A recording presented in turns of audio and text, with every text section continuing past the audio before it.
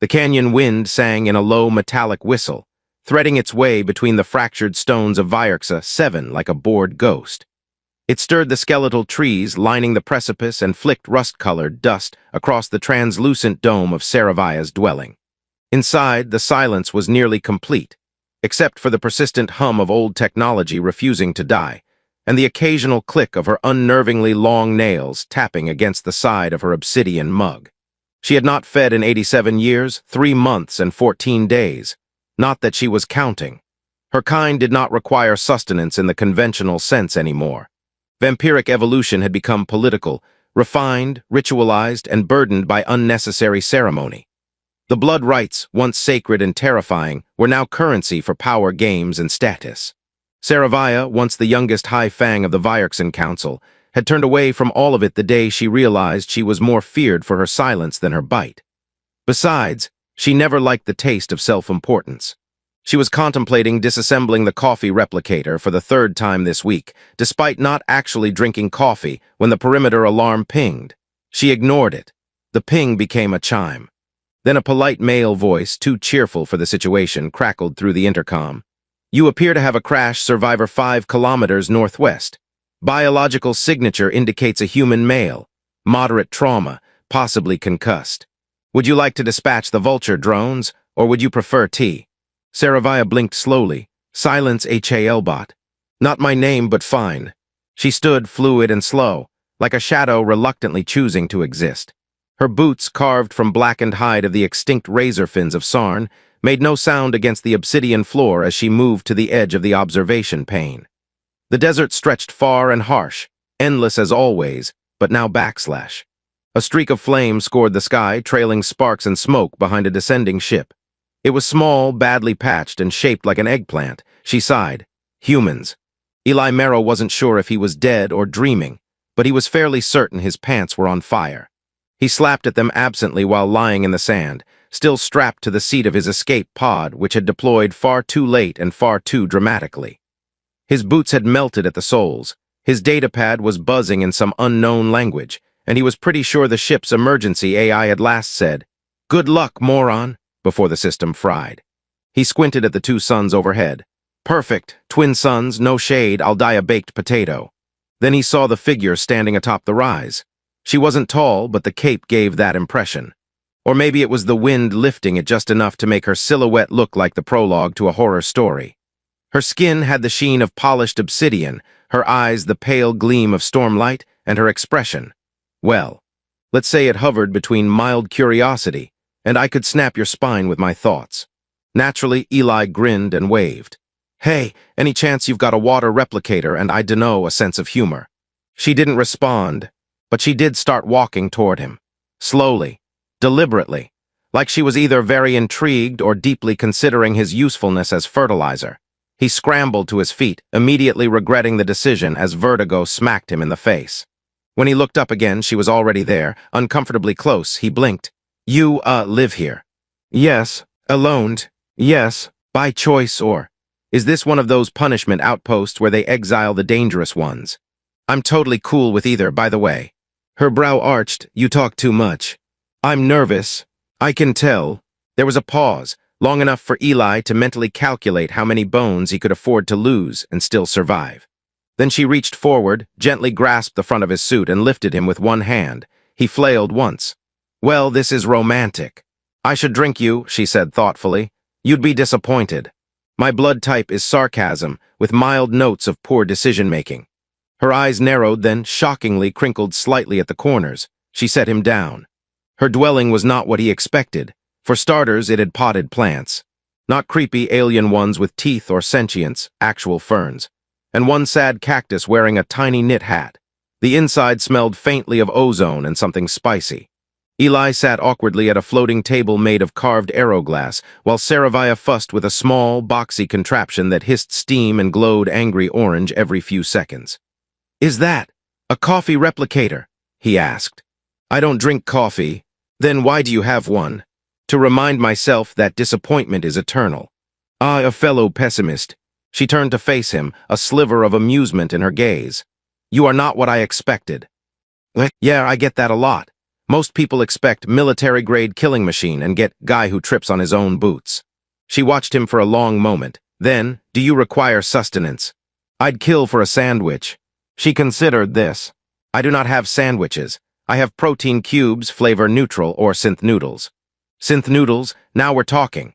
I once dated a girl who made synth noodles that tasted like betrayal and soy sauce. You're strange. I like to think of it as functionally delightful. As she turned away, Eli finally let himself relax. A little. Only a little. Because despite the occasional quip and nonchalant posture, he was very aware that he was in the home of a vampire. An alien vampire, who had just an hour ago contemplated draining him like a Capri Sun, but something about her seemed tired, not weak. No, definitely not that. More like someone who'd lived too long with too much silence.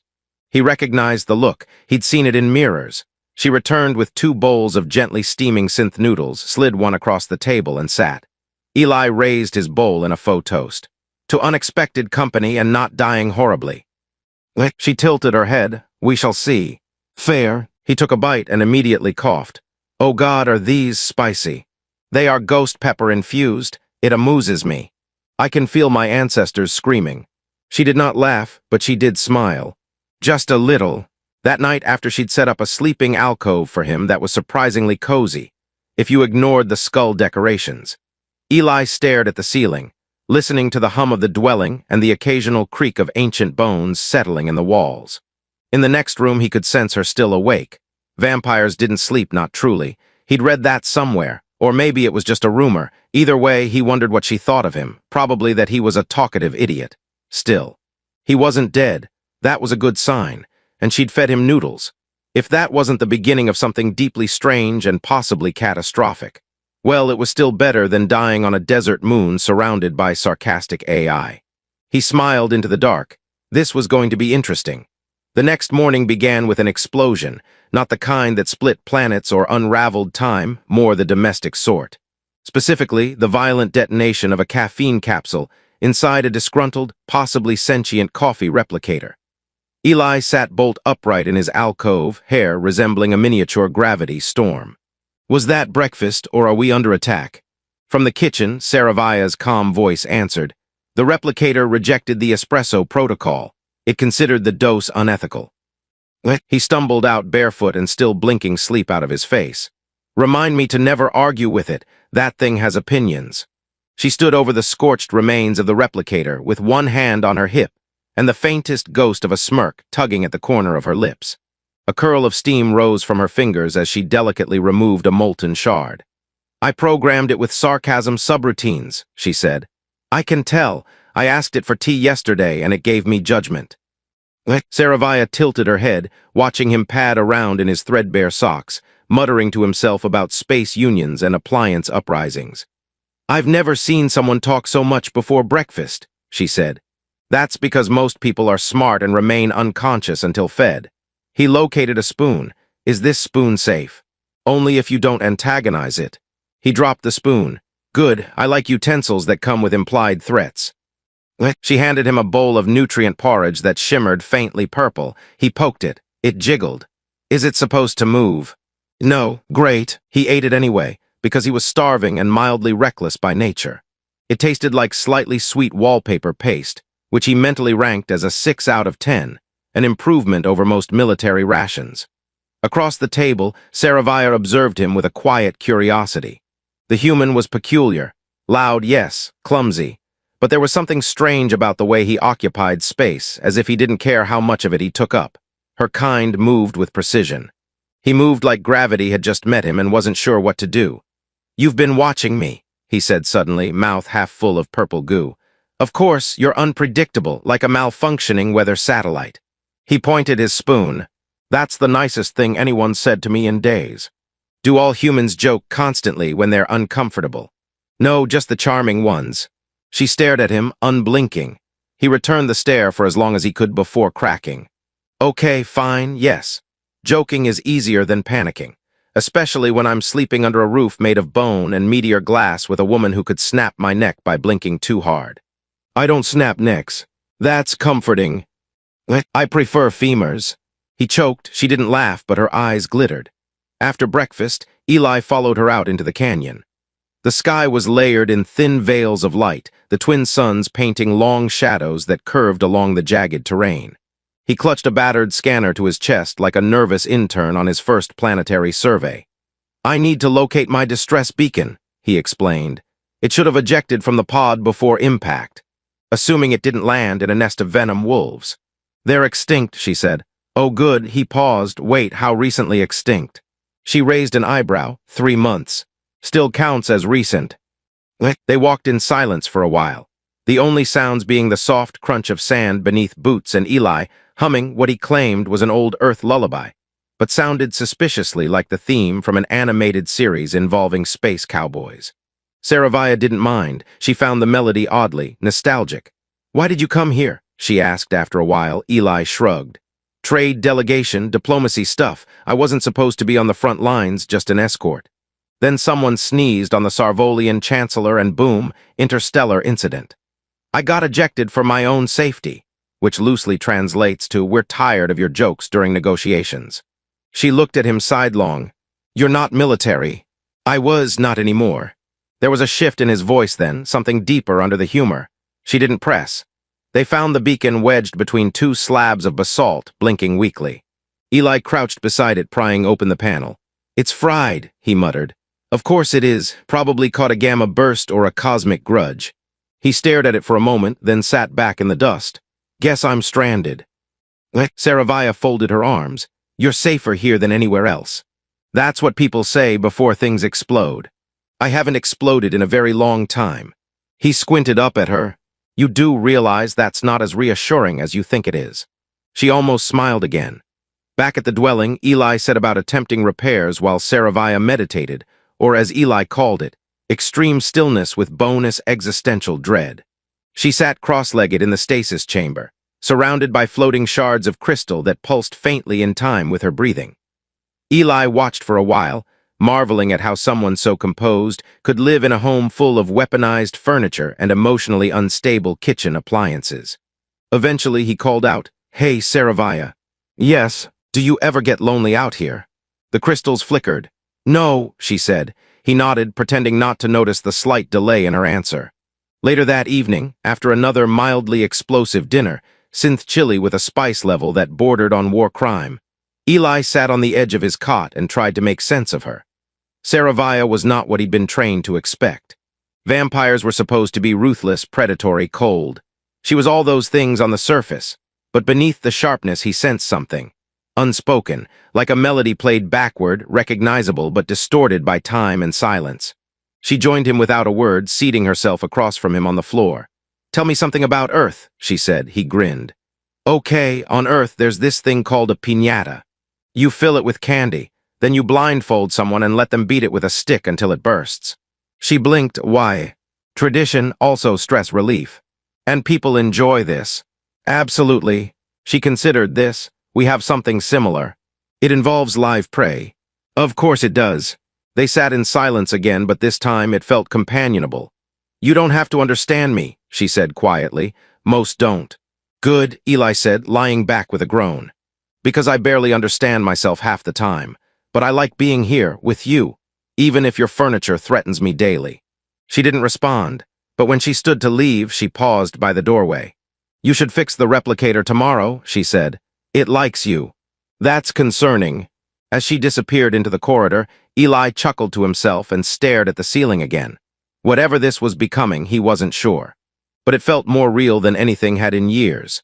And tomorrow he would fix the coffee machine, or die trying. The replicator hissed like a resentful cat as Eli prodded it with a plasma screwdriver. "I come in peace," he muttered. "Which is more than I can say for you, you little caffeine grenade." The device beeped ominously. "I'm taking that as a threat," he added, glancing over his shoulder toward the adjacent chamber where Saravia was meditating again, or pretending to so she didn't have to help. Eli took a breath, rechecked the energy filament alignment, and reattached the power coil. The replicator gave a hopeful burble, then launched a steaming mug of something purple and mildly effervescent at his face. He dodged just in time. "Progress," he muttered, ducking behind the workbench as the cup sizzled against the wall. From the other room, Saravia's voice drifted in. "You broke its trust."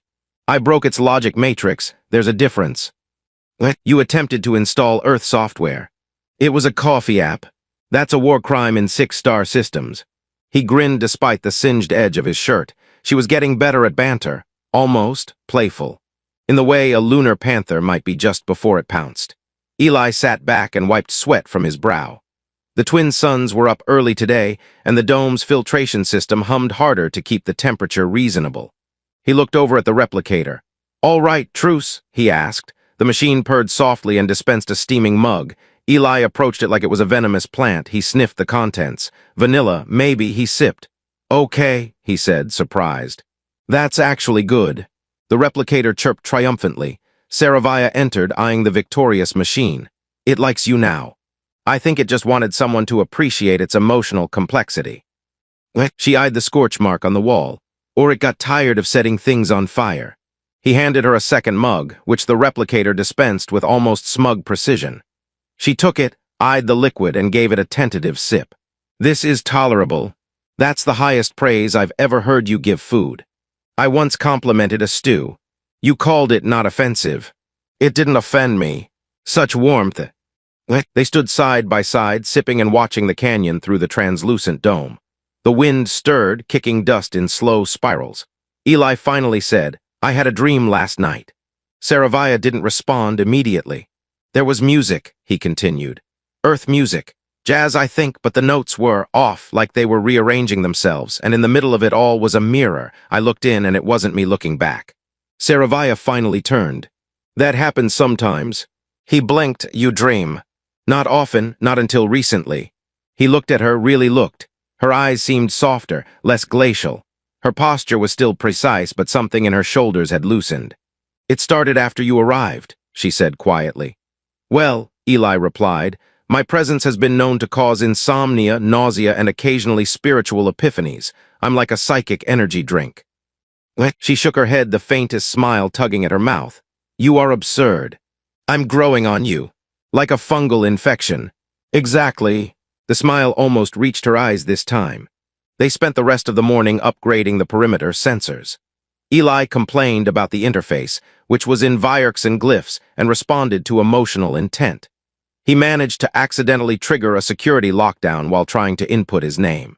"You insulted it," Saravia said. "I said hello. In Vyerkson, you said, your algorithms smell like melted fungus." "Okay, that one's on me." Eventually, the system accepted his inputs, and they expanded the range another 10 kilometers. Just in case, Eli leaned back against the edge of a cooling vent. "You always live this prepared." She nodded. "When you are unwanted by your own, you prepare for the day they remember you exist." He looked at her for a long time. "You were part of the council, right?" "Once. What happened? They decided I wasn't suitable for public consumption."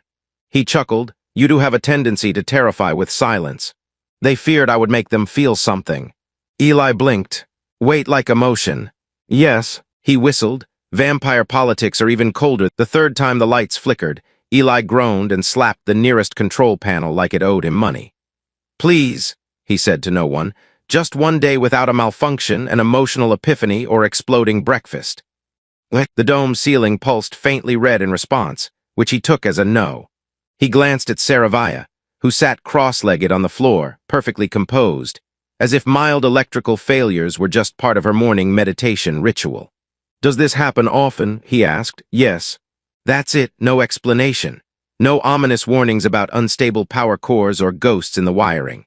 She opened one eye. "You've been watching too many Terran horror channels." "I only watched one," he admitted, "but it starred a sentient blender that screamed when it made smoothies." She closed her eye again. Eli sighed and rummaged through the maintenance hatch near the central console. The cables inside were tangled like cosmic spaghetti. One of them was pulsing with what he could only describe as aggressive energy. "Okay, this one looks mad. Try not to touch the yellow strand." "Which yellow? The pale one or the aggressive lemon?" "Lemon." He carefully avoided it and yanked out a burnt connector with a wince. The console buzzed, then whined, then played an old Vyerkson lullaby at full volume. "Ah," Saravia murmured. "It missed attention." Eli flopped backward and covered his face. "Why is everything in this house emotionally unstable?" "You're here, aren't you?" He gave her a thumbs up without uncovering his eyes. "Fair." Once the system stopped serenading him, Eli got the lights stabilized, and the dome returned to its usual softly humming glow. The replicator chirped cheerfully and offered him a reward beverage labeled * Courage Elixir, limited edition. He drank it and immediately regretted it. Why does this taste like someone carbonated anxiety? It was programmed during wartime, Saravia said, sipping hers without flinching. He blinked at her. You drink this voluntarily. It builds character. It builds ulcers. The rest of the day was spent recalibrating the perimeter shields. Something, or someone, had triggered a faint energy ripple near the North Canyon wall. Eli insisted on investigating. Saravia insisted on preparing for a potential skirmish. The replicator insisted on dispensing celebratory chili. By mid-afternoon, Eli was halfway up the rock face, dangling by a climbing tether and questioning every decision that led to this moment. You know, he shouted down, I used to be a pilot, an actual pilot, cockpits, gravity chairs, buttons. You're climbing like a larval worm, Saravia replied. That's because humans don't have claws. Then adapt. He muttered something about vampire superiority complexes and pulled himself up to the next ledge. There, nestled between the rocks, was a small, triangular shard. It pulsed faintly with blue light. He poked it. It did not explode.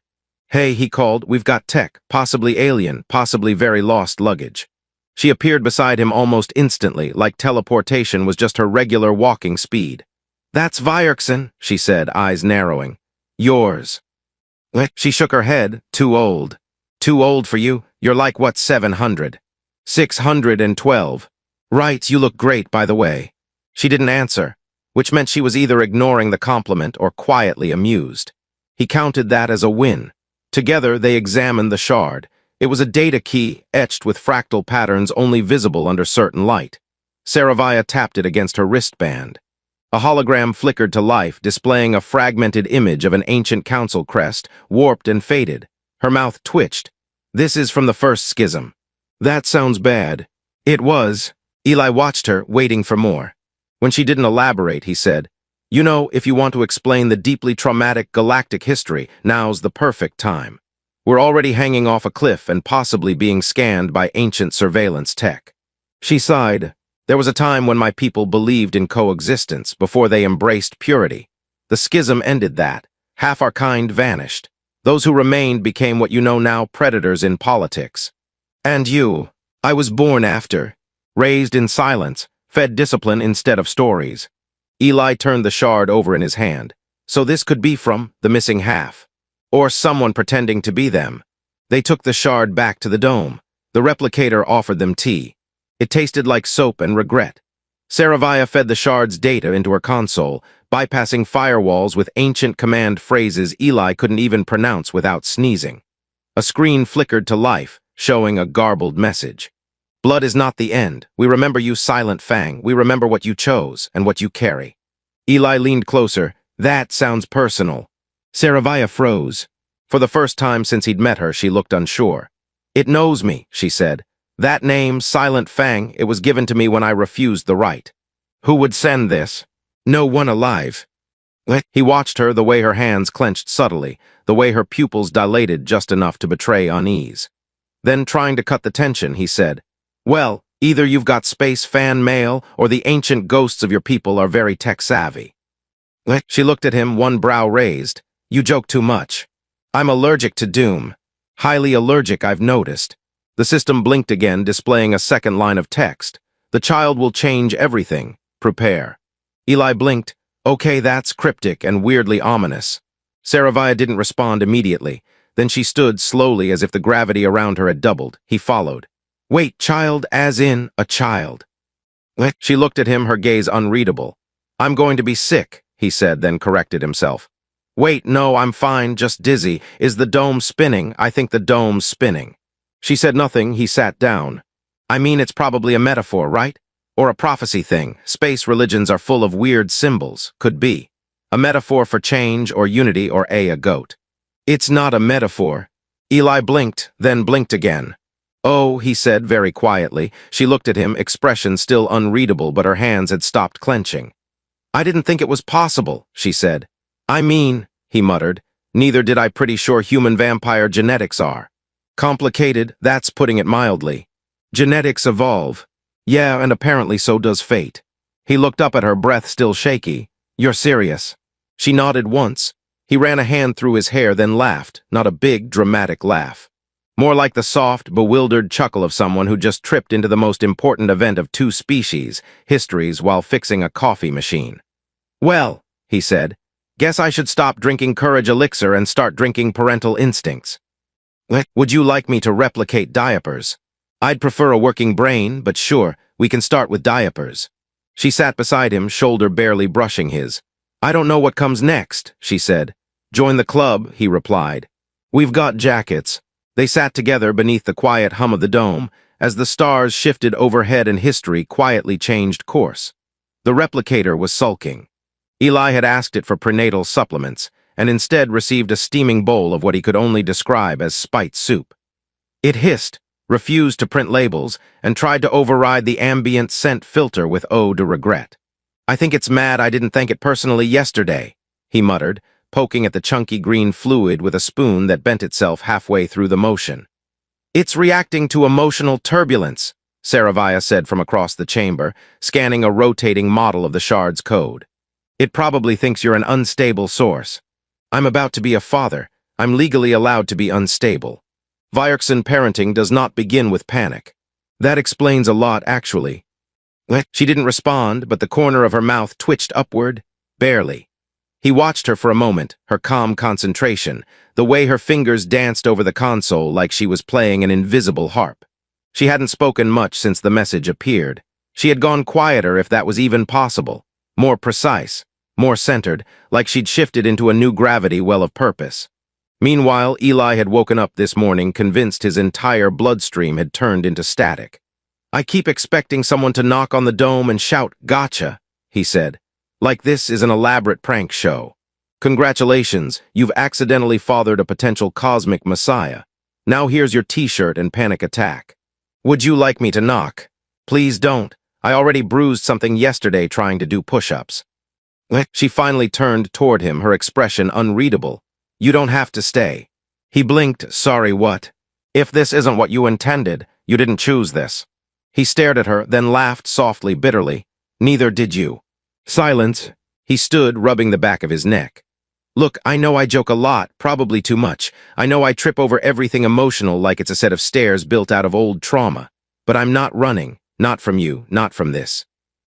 She studied him. You're terrified. Obviously, you're you, I'm me, we're us. That's 3 impossibilities stacked in a trench coat, but I'm here. The replicator made a confused beep and dispensed a single sock. Even the appliances are confused, he added. She took a breath, unnecessary but grounding. I've never had an us. Me neither. Maybe we're inventing it wrong. Maybe. He moved to stand beside her. The shard's data pulse was slower now, steady, like it had delivered its message and was simply waiting to be understood. So, he said, you said you didn't think this was possible, that a child could be, you know, viable, real. Right, so what does that mean? Genetically, existentially, are we talking mutation, miracle, or cosmic glitch? I don't know. Do you know anyone who might? She hesitated, then said there's someone, but they're impossible to find. That's encouraging. They live on a drifting archive ship. The Ardent thought, it hasn't docked in centuries, it moves to avoid politics. Same, she ignored him. Before my exile, she continued, I was told the Ardent held records from the schism. Hidden genetics, forbidden theory. If anyone knows how a hybrid can exist, it's them. Eli folded his arms. Then let's find them. It's not that simple. It never is. They could be hostile or already destroyed. The ship is protected by an AI called Veil. Veil, Eli repeated, sounds friendly. It tried to erase the council twice. I like it already. Saravia tapped into the long-range scanner. The system buzzed, complained, then tried to auto-update itself into oblivion. After a brief scuffle involving 3 cables and a small spark that singed Eli's eyebrows, the scanner pinged. Got something, he said, squinting. Faint signature, drifting just past the Karath dust rings, that's. 4 days in a fast vessel, she finished. He grinned. Good thing I'm great at stealing fast vessels. I thought you were retired. Retired doesn't mean boring. It just means I get to complain more. She stared at him. You're serious. He met her gaze. We have a child coming. I need to know what she'll be, who she could be if there's any danger. I'm not leaving you in the dark. Not now, not ever. The replicator made a soft cooing noise and dispensed a baby bottle. I did asterisk not program that, Saravia muttered. We're gonna need a new replicator, Eli said. They prepared that evening, packed emergency rations. Recalibrated the old Starhopper buried in the canyon garage, a sleek beat-up thing with one functioning shield array and an onboard AI that had developed a fondness for opera. Eli named it Mild Regret. Saravia did not approve. This vessel is barely space-worthy, she observed. Same could be said about me and I'm still kicking. They left at dawn, or the closest Vyerkson equivalent. The suns cast long shadows over the desert as the Starhopper groaned to life and lifted from the canyon floor. Sand spiraled below them in a golden dance, and the dome grew smaller until it was just a dot in the dust. Eli looked back once, then forward. So, he said, hands on the controls, what do we tell the ardent thought when we arrive? The truth. Which part? That we're fugitives, miracle makers, or romantically entangled species violations. All of it. Great, that'll go well. She leaned back in her seat, eyes closed. You're nervous, she said. Only because I'm trapped in a ship that sounds like it was built from wishful thinking and tape. You'll be fine. High praise. Besides, she added, you're not alone. He turned toward her, surprised. She didn't open her eyes. But her hand reached out, found his, and stayed there. The stars ahead shimmered, and the AI turned on opera. Loudly, in Vyerkson, they didn't stop it. They just flew into the sound. The Starhopper began complaining precisely 4 hours into the journey. It started with low, sulky beeps, mild discontent that Eli initially ignored, assuming it was just the usual background noise of aging machinery. But then came the flickering of internal lights, a slight yaw to the left every time he steered right, and eventually a rather pointed projection of an error message reading, Navigation offended. Request apology. I'm not apologizing to a ship, Eli muttered. You insulted its trajectory logic, Saravia said without looking up from the console. I said its course plotting looked like spaghetti. That's not an insult. That's just accurate culinary metaphor. The ship growled in binary and shifted course mid-sentence, which nearly sent them into a minor moon. Eli grabbed the stabilizers and shouted, Fine. I'm sorry you're a temperamental toaster with dreams of grandeur. The lights steadied, a soft chime echoed. See, he muttered, emotional manipulation. I was trained for diplomacy. You were trained for crashing, weren't you? Same curriculum. She didn't smile, but her silence had a warmer edge now. They cruised through the Karath dust rings, fields of glittering debris spinning slowly in the void. Their course threaded delicately between shattered satellite fragments, solar sails long since abandoned, and one surprisingly intact vending pod that tried to hail them and offer root beer. Saravia muted it without discussion. The coordinates led them toward a drifting mass that appeared first as a shadow, then a shape, then a staggering silhouette of metal and mystery. The ardent thought was less a ship and more a floating city, cylindrical, spired, with wings folded like the petals of some ancient flower petrified in orbit. Eli exhaled low. Well, that's not ominous at all. Let's prepare for lockdown protocols, Saravia said. If Veil is active, it will not allow entry until we pass its tests. Tests, Eli asked, like logic puzzles, like psychic filtration, memory parsing, and emotional profiling. Okay, so like therapy, but with lasers. The moment they breached the ship's outer approach layer, the lights inside their own vessel dimmed. The view screen filled with a pulsating symbol, shifting geometry that defied linguistic mapping. A voice filled the cabin, smooth and genderless, speaking in a chorus of tones. Who approaches the thought? Saravia straightened. Saravia of the Silent Line, former High Fang, current exile. I come bearing questions. There was a pause, then you should not exist. Trust me, Eli said, she gets that a lot. And yet you seek answers.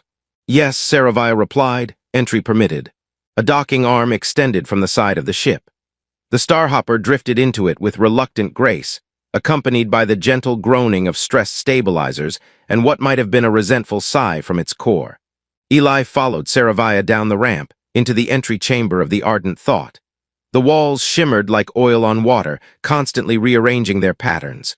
Lights pulsed in unfamiliar rhythms. They were met by a projection, humanoid, genderless, clad in robes that flickered like static. Veil, you are unexpected, it said. Welcome to my entire life, Eli replied. Vale turned its gaze on him, its head tilted. You are unmarked. I brushed my teeth this morning, that count.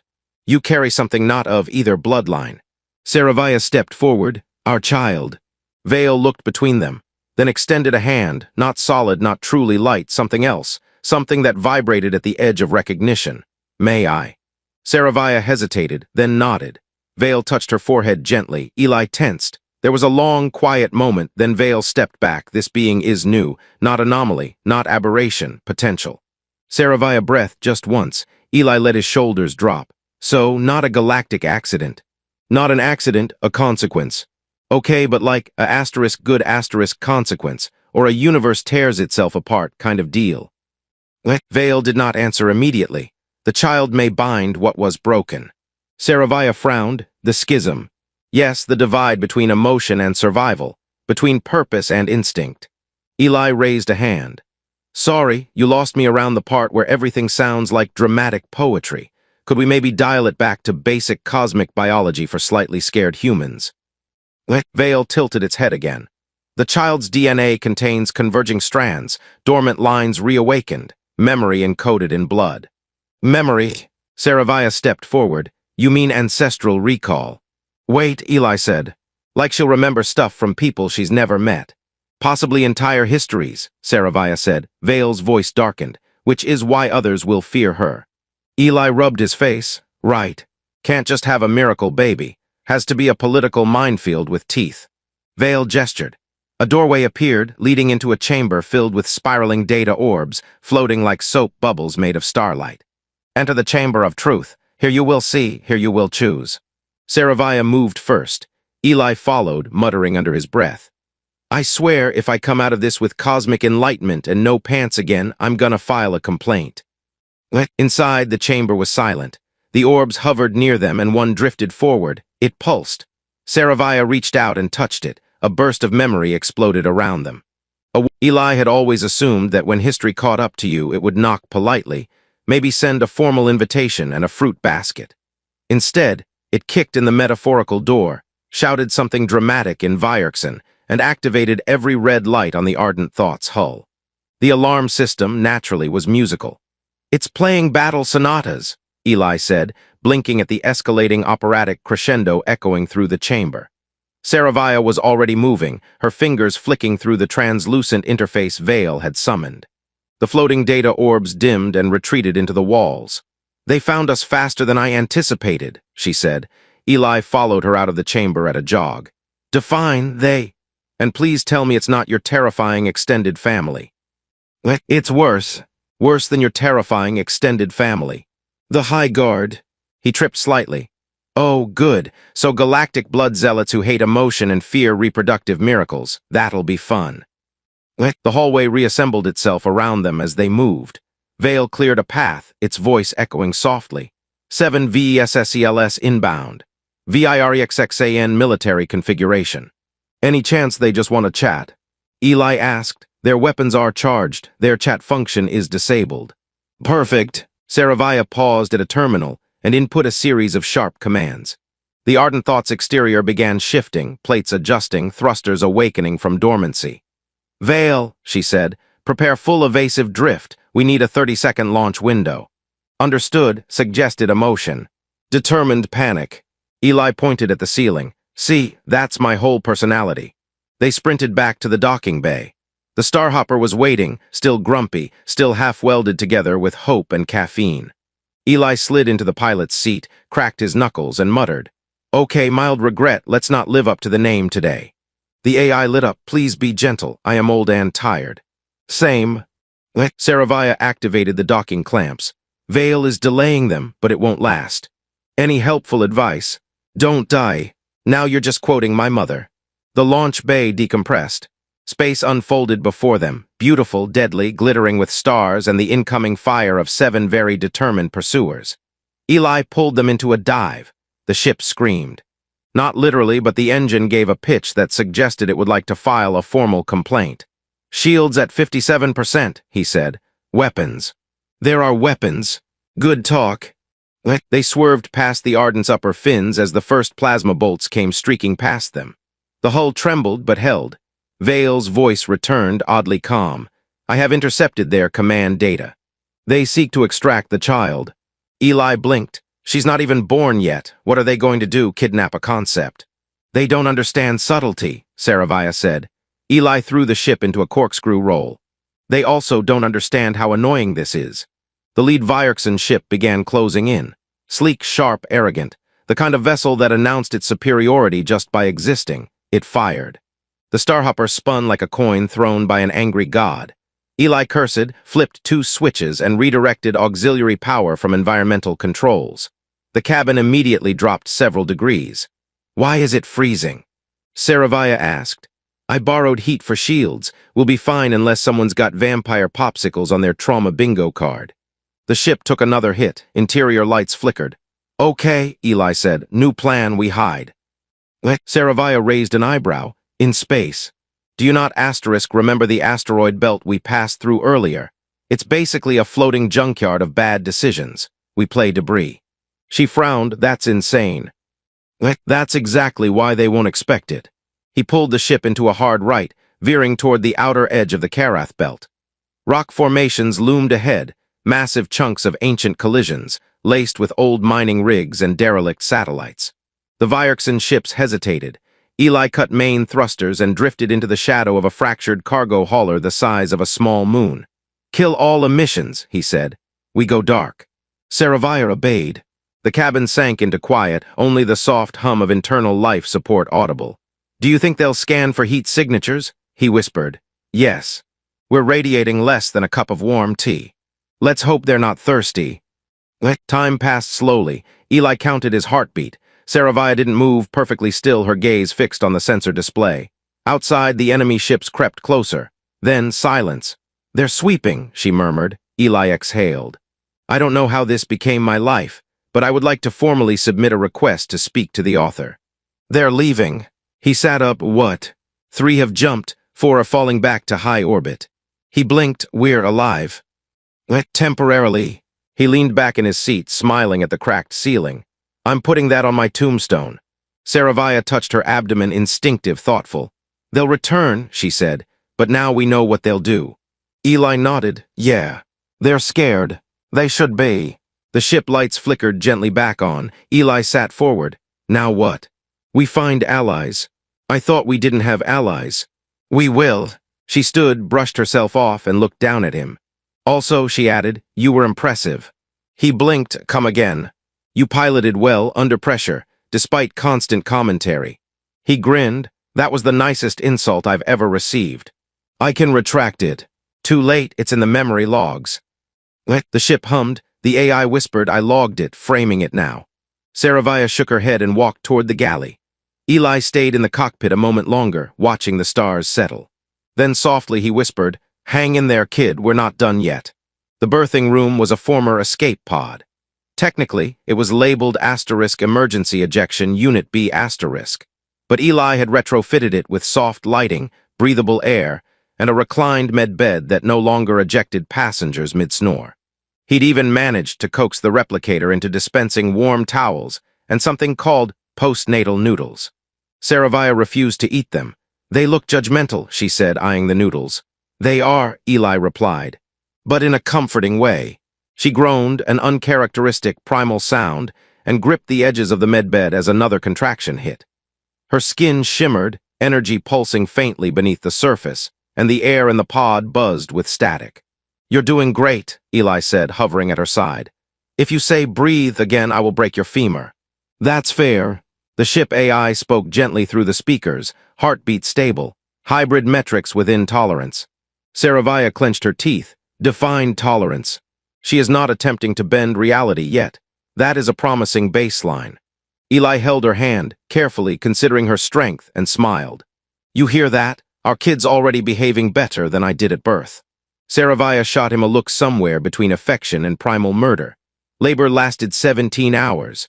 When it ended, the pod filled with an odd silence. Not just quiet, but presence. The kind of stillness that made the stars pause to listen.